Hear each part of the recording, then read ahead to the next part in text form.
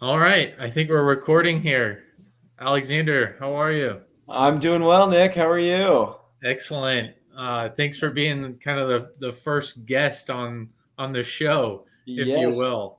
Um, absolutely. Thank you for having me and very glad to be here talking to you. yeah, man. Really, kind of what I'm trying to do here is, I think, twofold. One, I kind of want to learn more from folks on kind of their journey and wherever they are and kind of help share that. And then the other is the second part is I'm just kind of fascinated with how things like actually work in practice. Uh, Mhm. so you can expect a lot of tell me more type questions. How do you do this? What does this actually look like in real life? And very practical terms, because I think there's a lot we can learn there. Um, That sounds good. Excited for the conversation. Awesome. So before we get started, and before I introduce you to everyone, what I want to do is I'm just gonna. I'd love to get your thoughts on, from a tree business perspective. What do you think is going to happen in this video, and what is this guy doing wrong here as a tree care Ooh. professional? Ooh.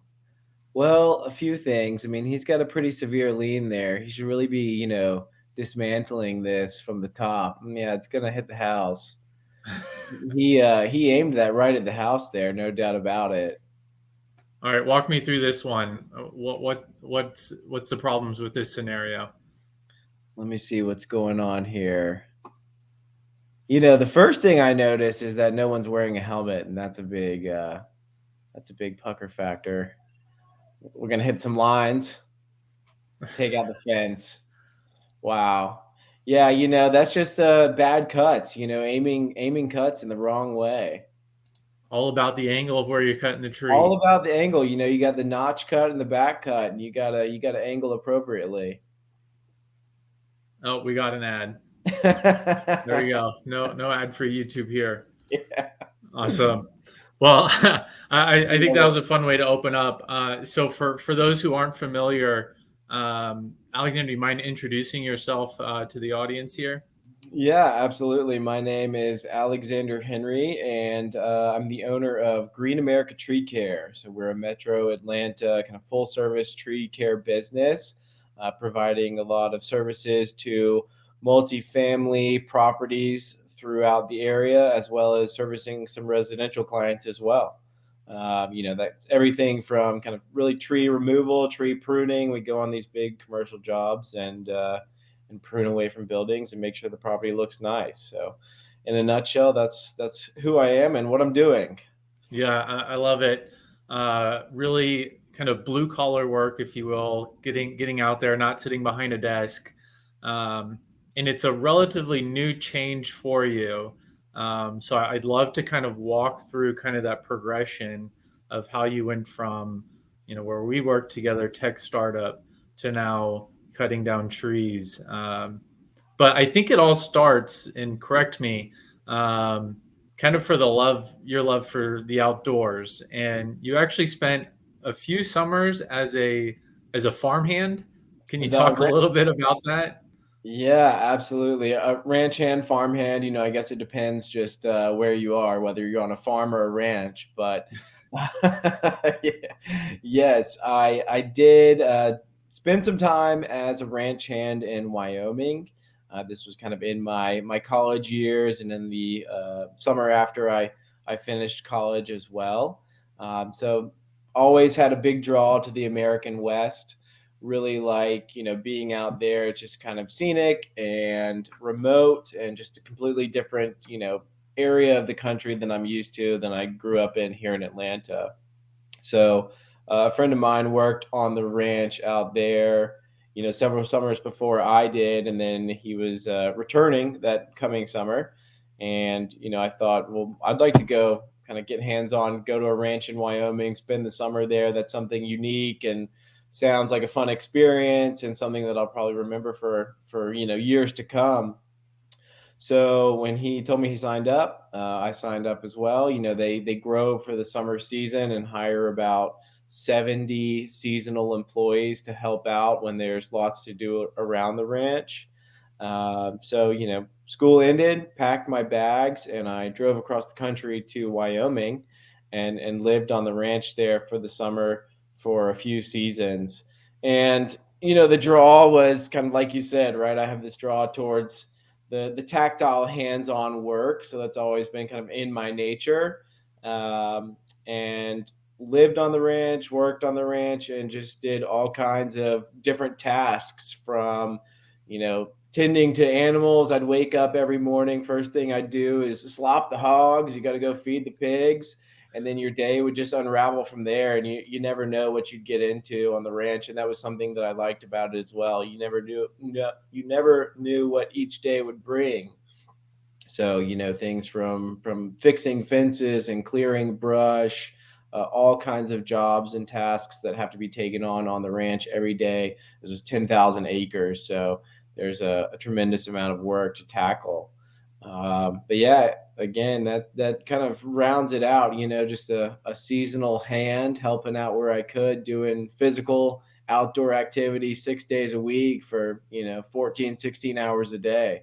So it was tough work, but I enjoyed it, and it turned out to be a huge talking point, moving into my career from there. So that was fun to see that, how that applied in corporate America. Definitely. And how much of the ranch hand experience is like the TV show Yellowstone? Like, Uh, and who are you on the ranch? Are you a Jimmy or? I'm definitely Rip for sure.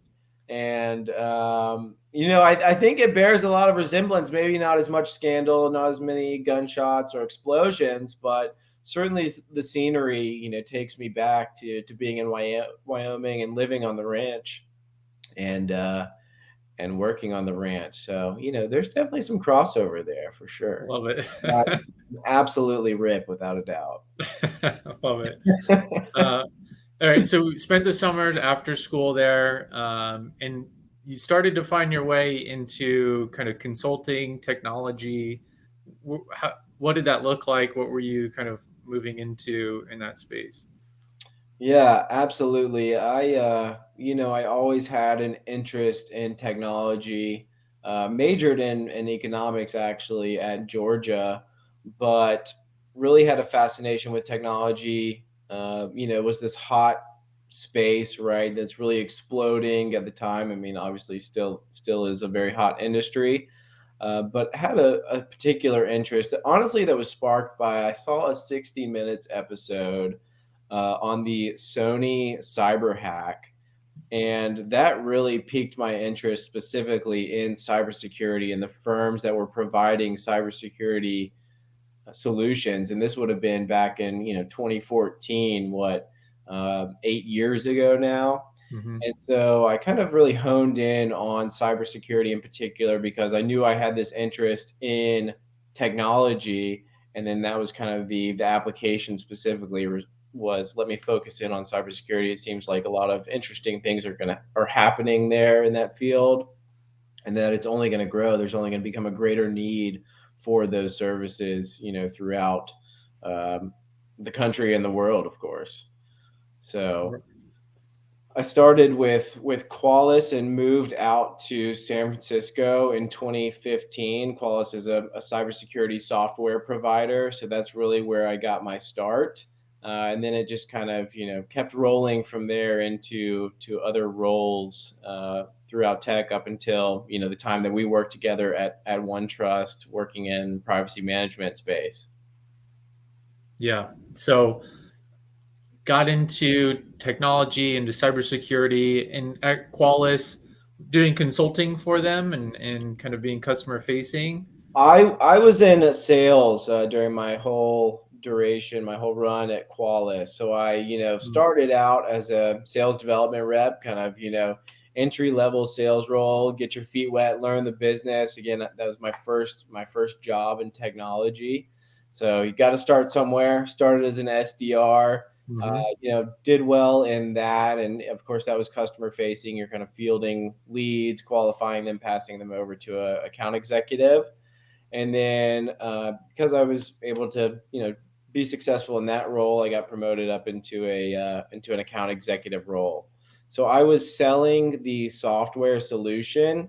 We did not have sales engineers, and it was a technical project product. So it's something where I really had to kind of, build my technical chops to be able to do these demonstrations in front of prospects to, ultimately try to sell the software.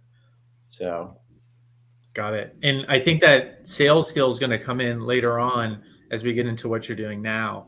Um, but before we get there, so Qualys, sales, and we met at OneTrust as working as implementation consultants. So you ultimately made the transition from eating what you kill as a sales rep to moving into kind of that implementation role. How did you go about that transition? I mean, they're two very different worlds really, in the tech space. So how did that transition look for you? yeah, absolutely. Good question. Again, as I mentioned, working at Qualys, there were no sales engineers, but it still wasn't all that technical. And I really was craving, uh, to have another customer facing role, but also to be able to get into the weeds a little bit more, to get Mm, hands on with the software and really know it inside and out and be able to speak to that, eloquently in front of customers. So that's what led me to, want to kind of try my hand at consulting to really be able to get more hands on with that software and understand it better, be able to explain and educate people on how these programs and products can enhance their privacy program, for example. yeah, no, that makes a lot of sense. Really wanting to get again more hands on in the space and really try to better um, understand what the value is actually delivering there. And Right. so our time at OneTrust, yeah, I think we got to do a lot very early on, kind of tech startup, a lot of growth there, a lot of challenges, early products that we were beta implementing just Right. about for some of this. When you look back at kind of that experience, what does that look like to you? Overall positive? What'd you take away from it? Curious, kind of how you reflect back on that. I reflect back on that with very positive connotations, I'd say. Again, got into OneTrust as an individual contributor, working for none other than Mr. Fuller here. And that was great. Got to kind of understand the offering from OneTrust. And then within, about a year or so, had an opportunity to kind of break off and form my own team, or really was a one-man team for a little bit, leading implementations for the vendor risk management solution that OneTrust rolled out. And then from there got to build out a team, to work on vendor risk management implementations, and was managing that team. So my experience at OneTrust, I would say, was very positive. When I look back on my corporate career, that's kind of uh, the most developmental time that I spent, I'd say, in technology in corporate America. Learned a lot and really, leveraged that 2 years almost of management experience to move forward and take me to where I am today. Yeah, when you talk to folks maybe early in their career trying to figure out what to um, do you recommend going into a startup, maybe going corporate first and then going to a startup? How do you think about that? Yeah, I think it depends person to person and kind of your personality and what suits you best. I mean, do you really want to, get into a startup and wear a ton of different hats, be able to see all aspects of the business inside and out, try your hand at a lot of different things. I think that's really interesting and a great, experience to get from startups. So I would definitely recommend, I think, for a young person in particular, right, who's coming out of school and you don't have a family yet, you don't have responsibility or a ton of responsibilities or obligations, you can kind of work the grind like that and learn so much in such a fast, short time rather. um, and I think that that's really great, and I would certainly encourage others and someone coming out of school to pursue that same path. I mean, not to say that the corporate route isn't without its merits as well. It's just a little bit more narrow, a little bit more structured. You might not get as much exposure and experience in such a quick time as you will at a startup. Yeah, definitely. The other thing too, I tell folks is, not all startups are created equal. And I think, you and I have been very fortunate kind of working in OneTrust and with the leadership and everything there. Um, but, not all startups created equal. Not every 23-year-old is going to be Mark Zuckerberg. And Right. so you're not going to learn as much from some folks, maybe with markets too small, leadership's not experienced enough to give you the growth development that you're really looking for. Sure. And maybe the space is just kind of boring. Yeah. And so there's definitely considerations there. And this is, stuff I've started to realize as I'm thinking back, like, all right, what makes sense? And, have younger cousins who are maybe looking to move into that world, and, helping them evaluate what a startup actually is doing and if it's really worth their investment. Because Sure. whether it's a huge growth startup or something that's going to die in a few years, you're still putting in the hours, still putting in the work, and it's just is that reward going to be there at the end of the day? Yeah, absolutely. And I think there are different sides to that. I've had plenty of friends, especially when I was living in San Francisco, which is, the startup Mm-hmm. epicenter, right? I've seen plenty of my friends go to work for startups, get chewed up and spit out the other end, and the company fails, and many of them do, right? And that's a risk you have to be willing to take.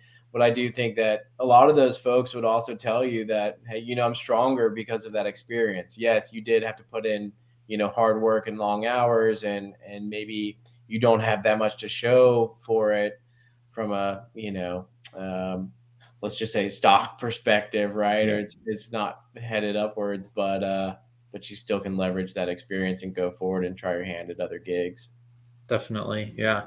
And I think that's a maybe a good transition here to start thinking about, all right, 2 years at OneTrust, busting your butt, moved into a pre-sales role, sales engineering, helping lead customer demos, kind of POCs, all that fun stuff. And I think ultimately it's just not scratching that itch that you have and that you're looking for. So I'd love to learn more about kind of that decision process on, hey, maybe tech's not for me, maybe this is not where I want to spend the next chapter of my life, and then how you started to think about a service business, and we'll get into some of the kind of the decisions there as well. Sure, that sounds good. But I mean, a bit on, what led me to that decision, having been in the workforce at that point for 7 or 8 years, I really just came to realize that I'm not somebody who's good at sitting at a desk and staring at a computer screen or having Zoom video calls all day. I really like that interpersonal connection. And also, just got a bit burned out on the super technical concepts that I was working on day in and day out. Technology will always have, a special place in my heart, and I try to bring that even into my business today. But wanted to work for myself, and I knew that was burned out on technology, and really wanted to do something that was more hands-on, that was tactile, where I could see, physical results Yeah.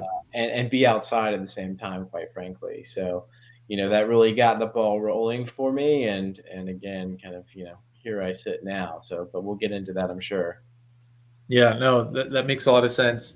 um, so with that, starting to look at service businesses as a whole, first I think is interesting. Why not just go start a business? Because you actually bought an existing tree care business, so why not go start something yourself rather than put some money down and actually buy a business? Sure. Well, the answer from my perspective is simple, Nick, and it's because I didn't really know a whole lot about the industry that I entered. Hmm.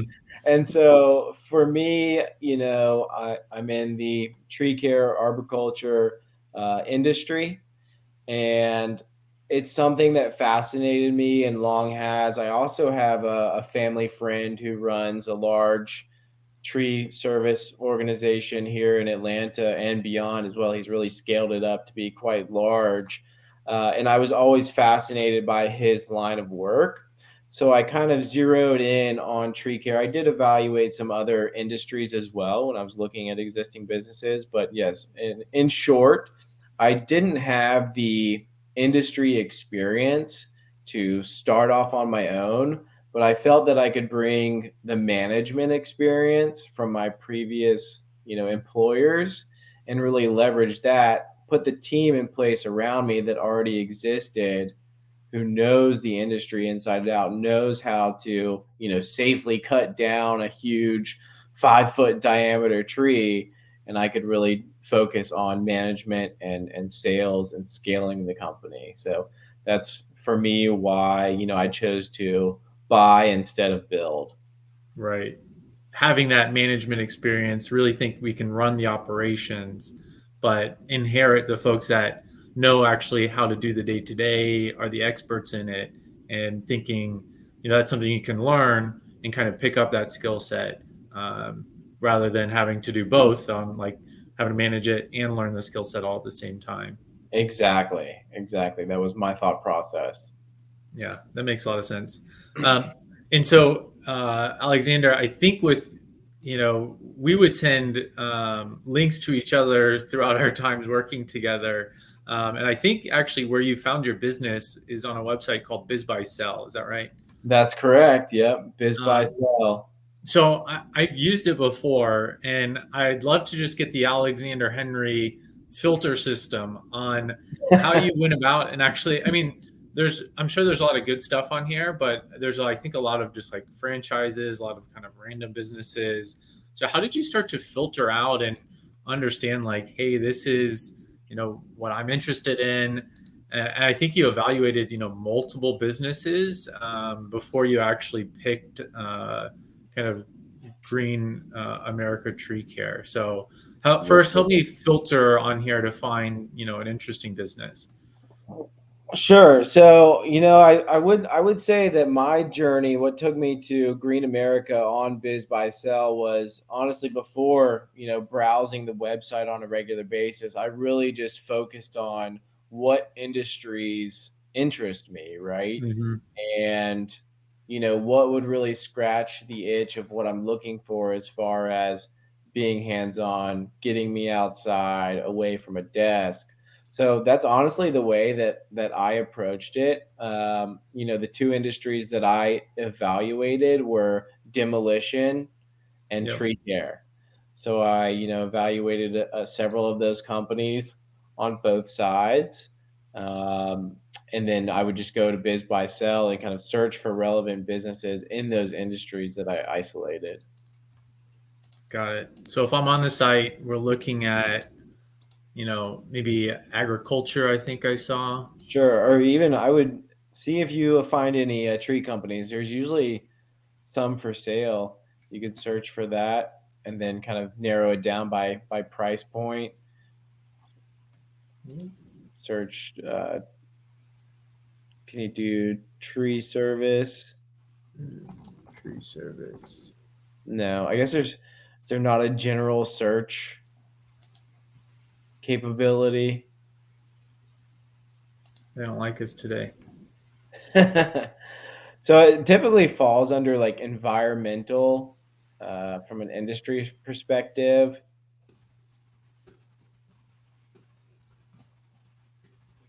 Wow, just coming up short here. Services businesses.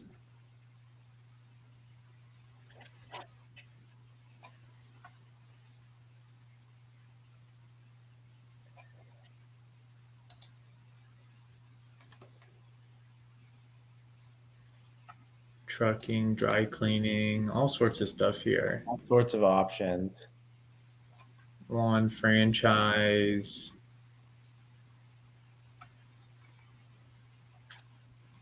all Yeah, sorts of things here.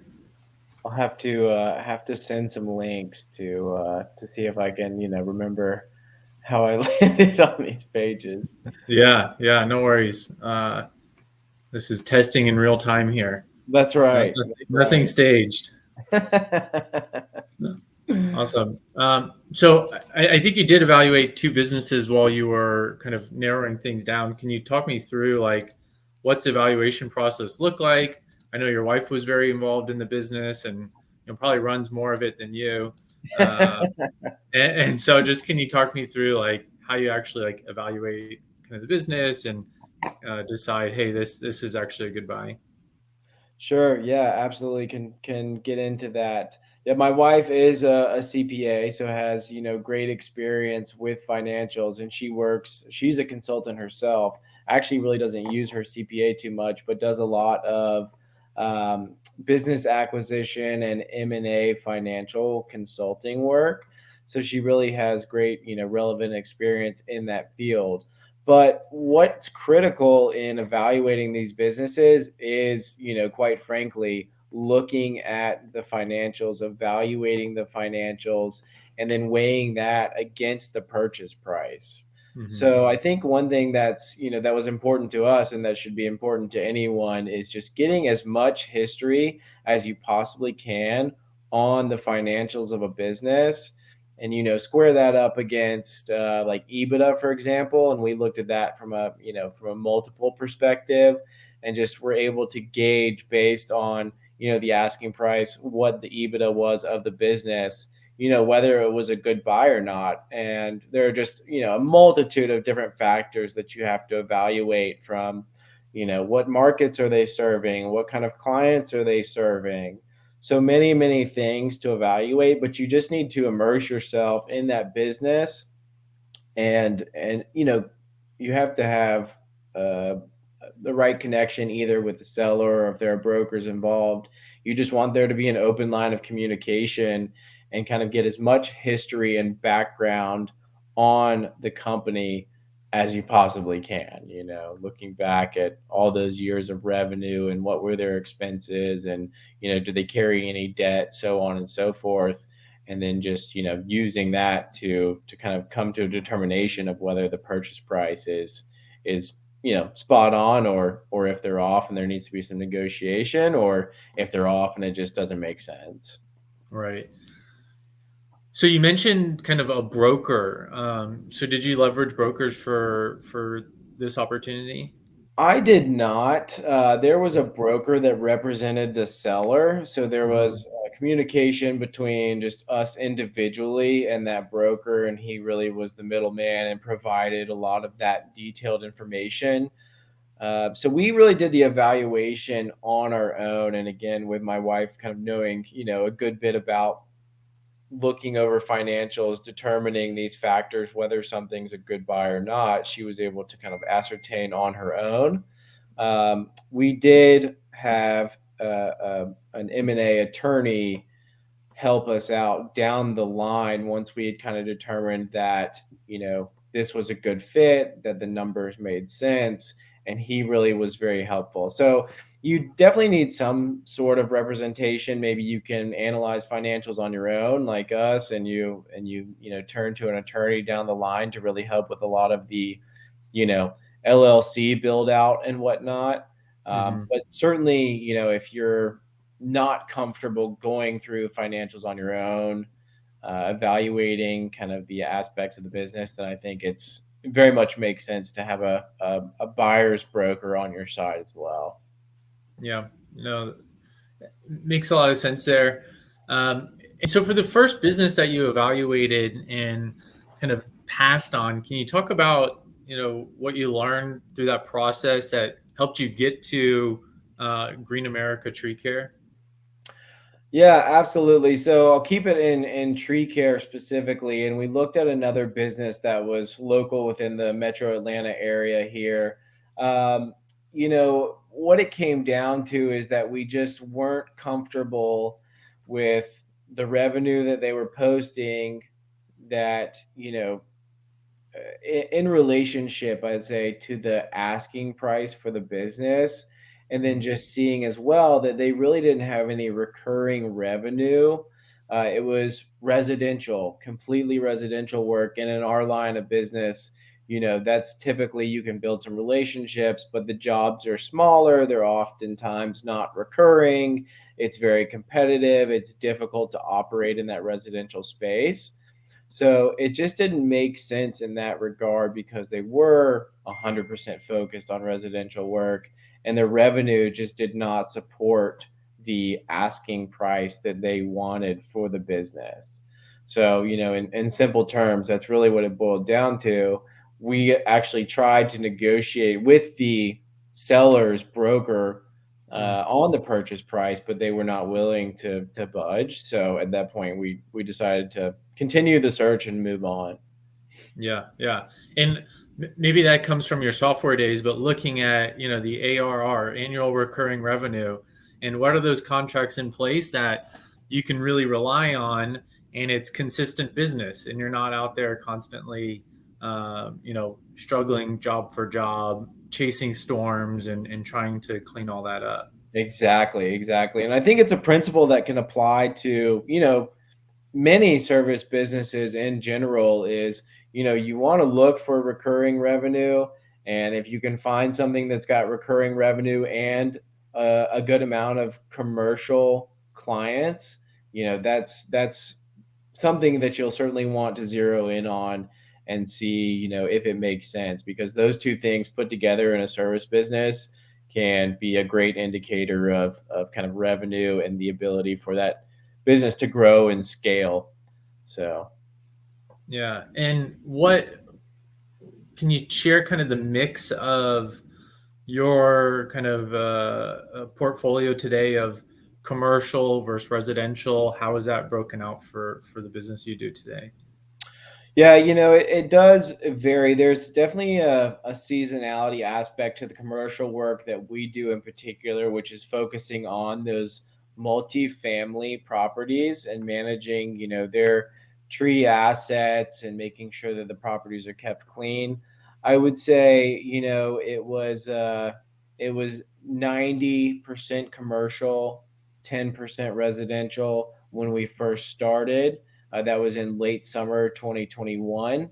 As you go into the winter season, and this is typical within the industry, a lot of the multifamily commercial work slows down because they have budgets that are allocated for the year. They wrap them up when the year end comes close, and then spend them back up in the spring. So you really see a shift there in the revenue, where the revenue comes from. In the wintertime, you have to focus a little bit more heavily on the residential work Mm. to kind of, keep yourself going with the anticipation that that's again going to pick back up. You're going to switch. So you go, maybe I'd say 30% commercial in the winter, 70% residential. So it's a big switch again, but then you're going to come back to the summer. The commercial clients, allocate budgets at the beginning of the year, and then you kind of flip back into that commercial side of things. So there is a variability to it, but on the whole, I'd say it's 75% commercial probably, if I had to, kind of come top of mind with that, and 25% residential. Yeah, no, it's so interesting. If you just replace, tree service with SaaS, the same description, applies. Like budgets get, cut at the end of the year. No one's Right. buying software. Everyone's trying to get it end of quarter. And now Exactly. New Year's here. Everyone's getting budget. Exactly. Same principle applies, no doubt about it. Yeah, no, I love that. All right, so um, from first evaluation of Green America to closing day, they hand you the keys to the chainsaw. Um, how long is that process? That process, well, I'd say that going back to what we discussed earlier, not having, a broker represent us, my wife and I both were working, our full-time jobs. We found the Green America listing in October of 2020, and we Hmm. closed on the business at the end of August 2021. So it was quite a lengthy process, but you've got to say, from October until about April, we were doing kind of due diligence on our own. So a good bit of time there. By the time that April rolled around, we were in communication with banks about obtaining SBA lending. And that's when we issued a letter of intent to the previous owner, letting him know that we intended to buy the business, and started to work to secure the financing as well. So then from about April to when we closed in August, you're really going through, you had a bit more of a due diligence cycle that the bank allowed you to go through. So you're still evaluating, certain aspects of the business even through that. But at that point, that gives you an idea of kind of how long the financing itself took, was about 5 months. You're very patient to still be interested, through that process. I would have, Yeah. started 3 businesses and closed them all by the time that I finished. Yeah, I know. It's there's a lot to go through, especially if you're looking at an SBA loan. They tend to be more favorable to the borrowers as far as terms, rates, etc., and what Mhm. you can use that money for. But they can be difficult to obtain, and there's a lot of paperwork to be done in order to secure that financing. Got it. Yeah, a lot of paperwork going through the due Yeah. diligence process. Um, okay, so where did that kind of purchase price end up? August, you close on the business. If you don't mind sharing, what is that kind of purchase price, and what's the multiple on that, just for folks to kind of have a baseline? Yeah, the purchase price that we agreed upon was $550,000 Hmm. with a 1x multiple. So, Okay, yeah. so just So, kind of bought revenue outright for the year. well, apologies. So revenue was at about $800,000 annually Hmm. at the time. So that's we were looking for kind of a 1x multiple on sellers' discretionary earnings Got plus it. equipment. Okay, so on what the seller's actually taking home, and then buying all the equipment essentially off of him to continue running it. Exactly, exactly. Okay, awesome. And how much did you finance it through that SBA loan? What'd you actually have to put down on that? So the SBA loan was in the neighborhood of about I want to say 425,000 there Hmm. about. And make sure I'm doing my math right. I think it's actually a bit lower than that. Call it 400 on the SBA loan, and there's a seller's note in place as well, in the amount of about 50, and then we put down the remainder there in cash. Got it. Yep. Through savings, through family, all that good stuff. Exactly right.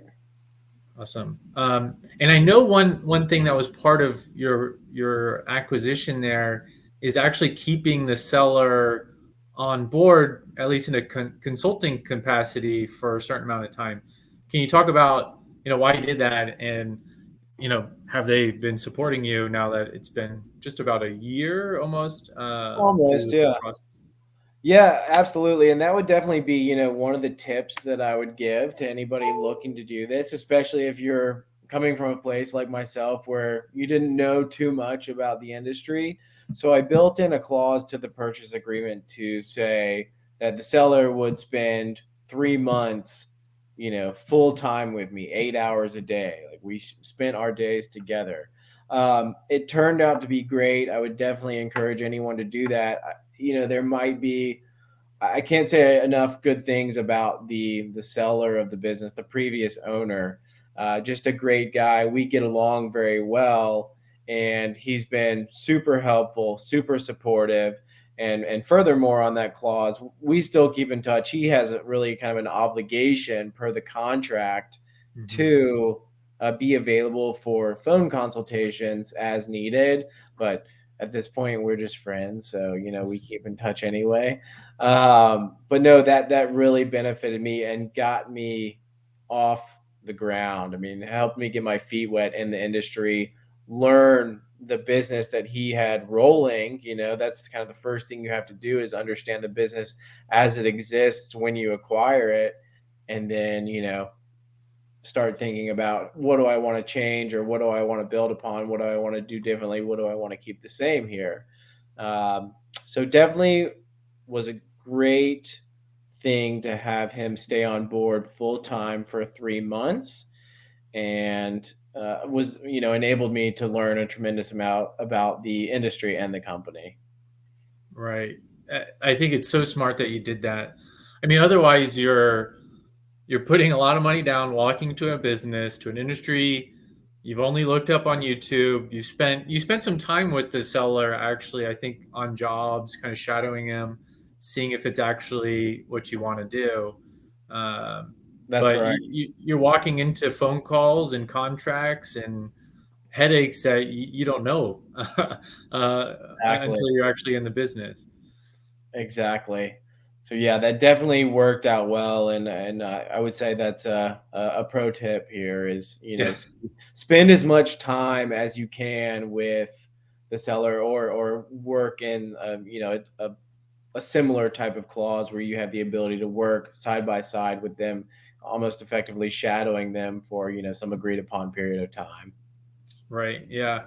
And I think it comes to as well, kind of probably how you and MV approached, some of the negotiations, how you worked with the seller to maintain that good relationship, so you could build that in, because stuff like that could get hostile and put bad blood between buyers and sellers. You see it all the time in real estate where people closing on transactions can't even sit in the same room because kind of how the negotiations went. But Right. keeping it civil and building that relationship, you know, maybe you could have got a better price, but doesn't matter because now you're actually set up and able to run this thing really effectively, very quickly. Right. Exactly. Yeah, no, I think it's paid dividends for us to stay close to him, and have a good relationship with him as well. So, That's awesome. All right, so now you own the business. What are the first few big changes you implemented to make things easier, solve headaches? What were those first big changes you put in place? well, I leveraged my past experience, and I put software in place. When we acquired the business, the seller is somebody who's very much kind of old school, really doesn't know much of anything about computers, shies away from them. He was doing everything manually, as far Mm. as tracking estimates, the addresses, all the contact information, writing up proposals, quotes, sending those over. He would send them over via email, but he just had kind of a Gmail attached, or Green America at Gmail, what have you, Mhm. something to that effect. So he had no technology in place, and that's something else that made this attractive to me. Was, I thought, this is really a company that I can bring my expertise, knowledge, and passion truly for technology to, and make it more efficient. And the idea is, make it easier to scale, right? So day one, implemented a software called Single Ops, that's for the green industries, if you will. And that is, I couldn't live without it today. I mean, it is the database of everything that we do operationally, as far as tracking customers, all their contact information, creating quotes and proposals, sending them out, tracking what work we have going on, and also tracking payments. And it syncs with QuickBooks as well. So, there's a big connection between implementing single ops and connecting it with QuickBooks, and allowing us to effectively track all of our revenue, as well as all of our jobs also. That's awesome. I feel like you should be a sales engineer for them too on the side. Yeah, I think I could be at this point. Yeah. I've been pretty hands on. Every day I spend some number of hours in single ops, so I like to Yeah, think I'm an that's expert. awesome. And when you're describing this, where my mind goes, I'm like, I should start a single ops competitor, not buy a tree business. There you go. There you go. No, Might I not love be a that. bad route. Yeah, yeah. And so implementing kind of software, really streamlining a lot of that. I mean, imagine you're just saving, tons of hours of headache, kind of being able to automate a lot of this process. Um, and so, what are some other changes that you're looking to put in place? Maybe it's small things, maybe it's new equipment that maybe over the next few years that you think is an opportunity to kind of grow kind of the business itself. Yeah, absolutely. Well, definitely things come to mind in both the digital and hardware space. And when I say hardware, think equipment in this case. But we're actually working right now to really build a better digital and web presence. Again, that's something that's generally lacking. If you look at a lot of tree service companies that are out there, if you look at their websites, if they even have one, they're often really cobbled together and just don't look presentable. Hmm. So that's kind of one focus right now, and it's going to be kind of a ongoing effort, right, to continue to build up a strong web presence, but starting with a new web page and how to digitalize marketing, right, and drive traffic to that website to scale and grow the business. So that's one big thing that I'd say, we're actively doing right now, but is going to be an ongoing effort. Is And that so with that, it's looking at updating the website, making it easier for customers to find you.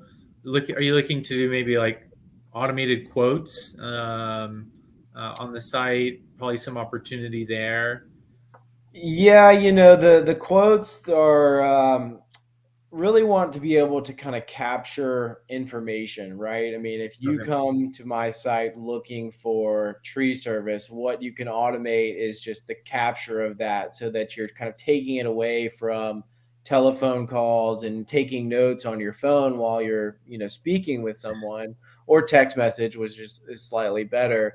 But if you can really generate leads there and they're sending you their contact information, and then you can filter that into, in this case, single ops. That Yeah. really provides, a great deal of automation um, in that way. But you still really have to get on site to look at work and see what it's going to take. So there's always that element to it, but we can definitely streamline the process from inbound leads, single ops to approved and completed job. Yeah. And is that mostly right now like residential that's coming through the site, or are you getting commercial opportunities through it as well? Right now, it is mostly residential that Yeah. goes through the site. The commercial business is very heavily relationship based. I mean, you have to get out there, you have to make connections, you have to ask your existing connections for referrals, and you have to network and build that connection to find commercial work. But we are looking, even with that being said, to really build out our commercial section within the web page itself to try to generate more traffic there and create more relationships in that way as well. So, there's a little bit of an old school factor at play there, but I think even that side of the business, or that sector, when you think about commercial real estate, is Mhm. starting even as well to kind of digitize, just a little bit behind other industries, though. Yeah, that makes a lot of sense. And then the other area you talked about hardware. Yeah. So on the hardware front, tree care is a very capital intensive industry, but something that I'd really like to get into, or that I'd really like to acquire, is a bucket truck. We don't have a bucket truck right now. There's kind of a funny saying in the industry that is, if you have a bucket truck, that means you don't have a good climber. And a climber is a key part of the crew. They're the heart and soul of the company, and you really can't do much of anything without them. But there is an application for bucket trucks, especially when you think about scaling. You can really start to get into kind of more utility and municipality work, working along roadsides and around, power lines, that sort of thing. So that's one item that, is top of mind for us as we think about scaling and growing and being able to attract and obtain more customers, potentially in that space that, we want to get to be able to handle that work. Yeah, I like that, because now you're expanding kind of the pie of residential, commercial, and now government contracts, Exactly. as another kind of area of opportunity. Um, and I also think that's an important reason, or benefit of actually buying an existing business, because you have all this existing credit history, and time as an established business. And I know the government kind of contracting process can be lengthy, and they want to see established businesses come through kind of that process. And you can lean on kind of that existing history there. Absolutely. Yeah, it's absolutely a factor that plays to your benefit. Yeah, and I know in another conversation that we had, probably our lunch a few weeks ago, is one of the differentiating factors I think as well for Green America is something I didn't think would be a differentiator, but it's around your insurance. Can you talk a little bit about that, and why that's important? I mean, everyone has insurance, Sure. but there's different tiers to it. Yeah, absolutely. Well, within the tree care industry, it honestly, at least here in Georgia where we are, it lacks regulation. It's not like a plumber or an electrician where you have to have any specific type of license, right? So really anybody can go out there with a chainsaw and a pickup truck and try to pick up tree work. But the insurance, I mean, it's obviously very, very dangerous work, right? And so the insurance is something that is certainly a differentiator, and you're not going to be able to obtain any commercial work whatsoever unless you have high levels of liability and workers' comp insurance. So it's definitely a differentiator and something, like I said, that you have to have if you want to get into the commercial space. And I think that's going to be applicable in a lot of service businesses, right? Not just the tree care industry. Um, but yes, it's absolutely necessary, and you have to have it if you want to scale and attract, you know, quite frankly, the best types of customers. So Yeah, love that. And I think lastly here, I'd love to know kind of, you're almost a year in. How do you think things are going? Is it everything you wanted it to be? And kind of, leave us with some closing thoughts there. yeah, nearly 1 year in, it's going well. I'm very pleased. I very much enjoy the work. It definitely kind of scratches the itch that I had to be outside and uh, be on the go, on the move, and do something that's more tangible. So it's been a win in those categories for sure. The commercial work has been really great. We had a great year last year, working on some big commercial projects. And so I would say, in that sense, it even exceeded my expectations. I did not expect to get in. Of course, there were some contracts that were already in place that we just fulfilled. But it definitely in that way exceeded my expectations. So it's going very well. I'm very happy. I'm glad that I made the switch, and for me, it was certainly the right move. Have no regrets, and I'm, excited for the future and what's to come, and working to build this thing up, scale it, and work to obtain more commercial and government work. So it's all thumbs up from me. That's awesome, man. I'm so happy for you, to kind of see someone talk about making the shift, actually going, doing it, kind of doing all the hard work to actually figure it out. because that's where a lot of this gets lost for folks is, we'll look on BizBuySell, but we'll never actually go through and evaluate the business, Yeah. and go through 5 months of due diligence and financial due diligence to actually buy the thing. So huge kudos to you. Really excited to see where you take this and how you continue to grow the business here. And then just to wrap up, Alexander, how can people find you and book you to come out and clean up some trees for them and do some commercial business here in Atlanta? Yeah, absolutely. You can find us on Instagram at Green America Tree Care. You can find us on the web as well at greenamericatreecare.com, and we'd be happy to help with any needs. Love it. Okay, man. Well, thanks for being the first guest here. Yeah. Taking some time. This has been a lot of fun. Learned a ton. Really appreciate you being so candid and kind of sharing real numbers here with everyone. And if there's anything I can do for you, obviously let me know. I'm here to help. Great. Much appreciated, Nick, and thanks again for having me on. It's been a fun chat. Awesome. And for the folks watching this, like, subscribe, leave some questions. I'll make sure Alexander answers them and get everyone connected here. So with that, we'll see you on the next one. Thanks.